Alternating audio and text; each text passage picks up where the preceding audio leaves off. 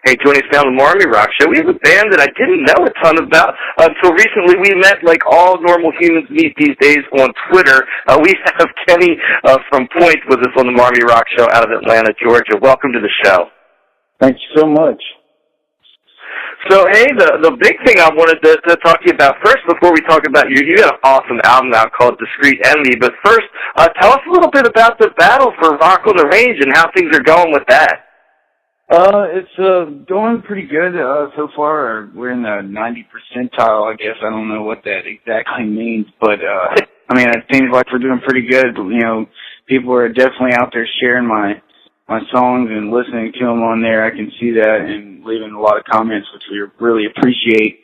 That's pretty much how the, I guess contest is balanced out, is through the voting, not really a voting, but a listening and sharing kind of competition. I would assume that's what I'm told. Yeah, man, I checked on you this morning, man. You guys are hovering right up there, man. You're staying amongst the top contenders, and you're doing really well, which is great. Now, have you had the privilege of being at Rock on the Range before? Have you ever attended that festival? I've never done the Rock on the Range before. It seems like it'd be amazing. I mean, there's a lot of huge, bands, and it seems like a huge crowd. So, I mean, it would,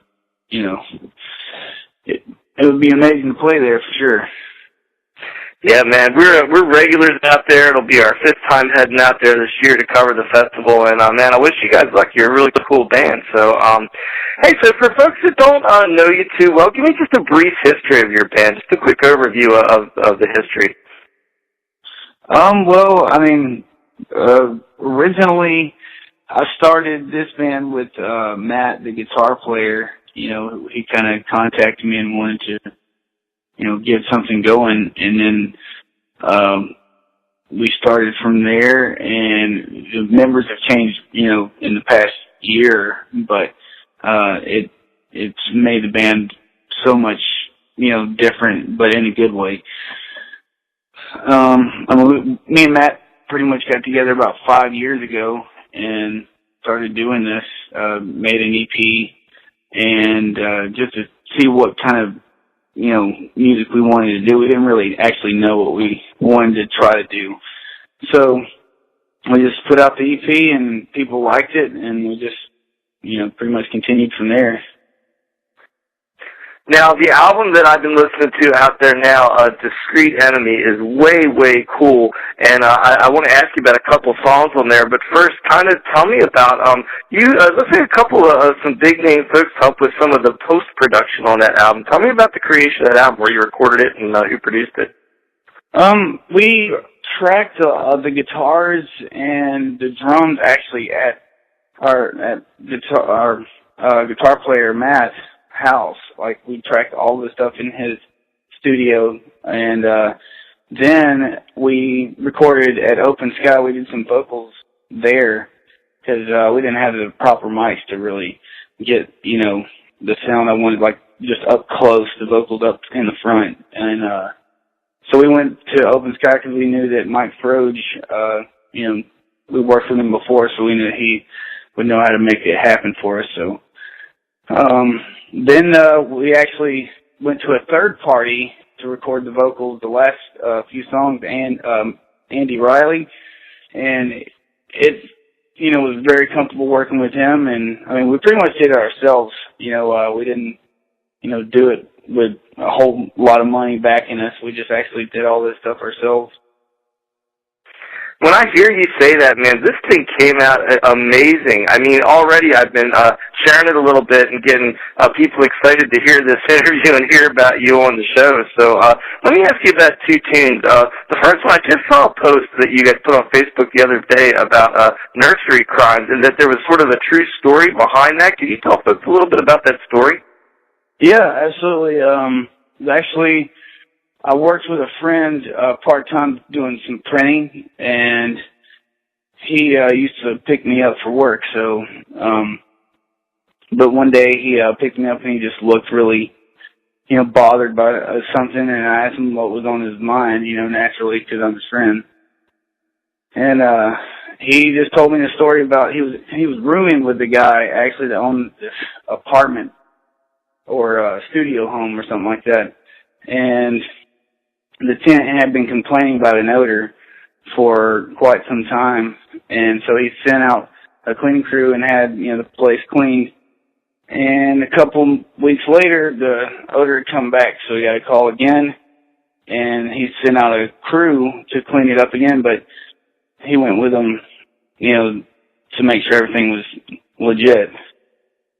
And then, just out of curiosity, just to check the attic, just in case he thought maybe an animal had died in the attic or something like that, he went up to the attic and saw a 4-year-old child, laying in the attic. And when he told me that story, it affected me.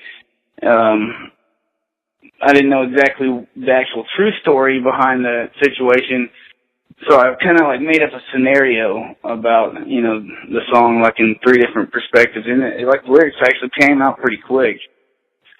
And later found out that it was the father that had, killed the child. And they didn't really go into great detail about it, but that's pretty much how I found out about it. And, I just created this story, about the situations. The favorite tune I picked so far, I listened to this thing a lot last night, was Hold On. And in fact, I liked Hold On so much. We have a friend that is battling cancer that has a Kicking Cancer's Ass playlist. She listens to these tunes while she's getting her chemo. And I sent her Hold On last night because I thought it was such a cool tune. Tell me a little bit about that one. That one is just about, facing not really your fears, but your dreams, and not having anything to hold you back. Just give into it. I mean, people have to roll the dice with everything in life, I think, no matter what they dream of, a lawyer, a doctor, anything really. So the song doesn't particularly, mean about me wanting to pursue music or anything, but it was more or less, an anthem for every individual, no matter what, to hold on, because, it's a possibility it can happen if you just, keep working really hard to get it. It's a very cool tune, man. Now, hey, I like the artwork on your cover. Is that done by somebody in the band, or did you guys have somebody outside do that artwork? It's got that kind of almost old Sgt. Pepper Beatles look to it or something. Yeah, we wanted to just, not really put, live photos of ourselves on there. We want to do something just really particularly, gave the album a, character or, some kind of visual, entity to the music. So, it's not just, I just like the covers back in the day, Iron Maiden vinyls, man, that had, drawings on there. So that's kind of we wanted to bring that back. Now, did you have an artist do that, or did somebody in the band do that cover work? Someone, a friend of ours in the band, did it up for us. It came out really cool, man. Now, hey, I saw the lyric video that's out there. Do you guys have a music video in the works? Are you talking about getting a music video together, or is that something you're thinking of? Yeah, we're having the film actually edited right now. We just did a video for our song "Hold On." It's going to be our single release. And the video actually turned out pretty good. We did that ourselves as well. We got cameras and, built a tracking, device and made essentially the video as well ourselves. And we're having it edited as we speak right now. We're really going to be awaiting that one, man. I'm glad that tune came out for it, too. So it just so happens my favorite tune is going to be the one with the video, so that's pretty cool. Yeah, so, and it's a pretty cool story, too. So what's up for you guys in the spring? Springtime's upon us. I know obviously you're hoping that May find you out in Columbus at Rock on the Range as you're in that contest, but what else do you have coming up in the spring? We have some shows in Texas. We have some shows in a festival in North Carolina.